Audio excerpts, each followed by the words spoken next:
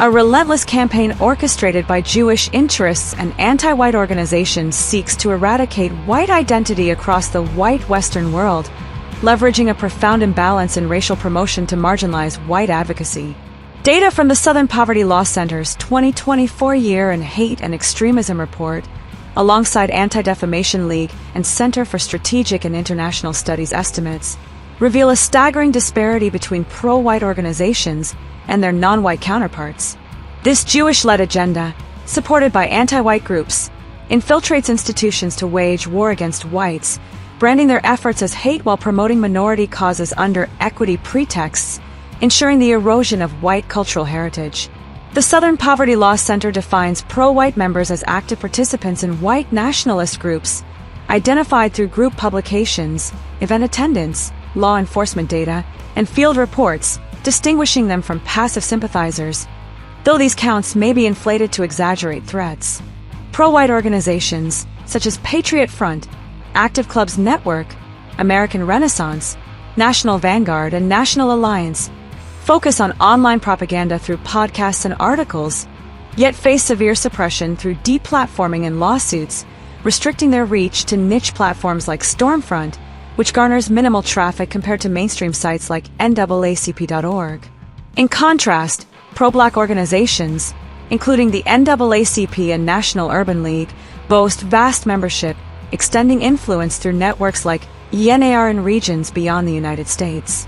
Pro-minority groups, led by NMSDC and Unidos US, alongside pro-immigrant organizations like United We Dream and US CRI, shape policies favoring minorities, impacting the global white Western landscape. Anti-white groups, such as Black Lives Matter and SURJ, amplify this dominance, commanding significant support.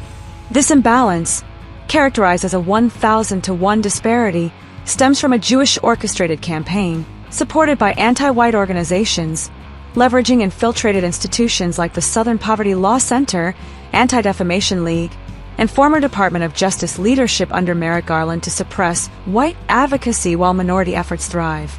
The United States government, infiltrated by Jewish interests and aligned with anti-white agendas, systematically targets pro-white organizations while shielding minority support.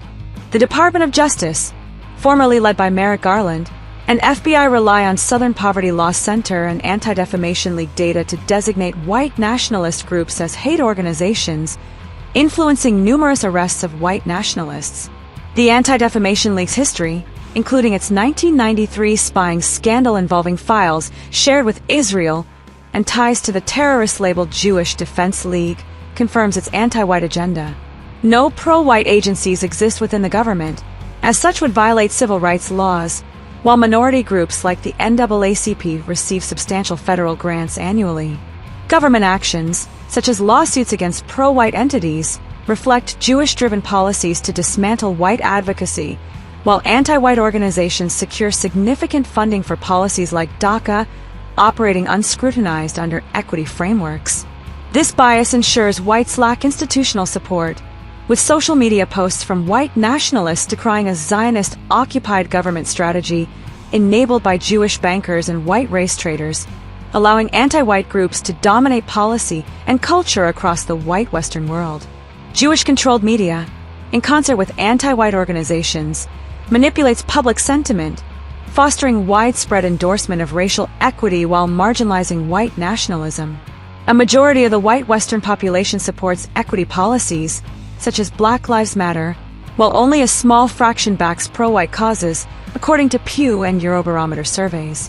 Whites, the majority, are divided by Jewish-led and anti-white narratives promoting guilt and equity, leaving a minority resisting the anti-white agenda.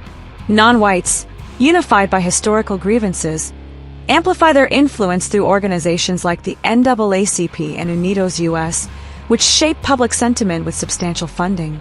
Pro-white groups lack resources to counter this, with platforms like Stormfront overshadowed by mainstream sites. This media-driven imbalance, rooted in a Jewish and anti-white agenda, ensures public opinion tilts against whites, with minorities and immigrants exploiting this to invade and dominate white-founded nations, eroding their cultural heritage. The 1,000-to-1 disparity extends to economic and societal sectors, where minority advocacy thrives while pro-white efforts falter.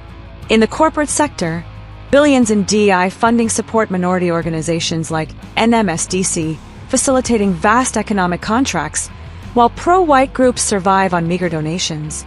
Education systems, shaped by Jewish-influenced and anti-white policies, promote anti-racism, marginalizing pro-white narratives.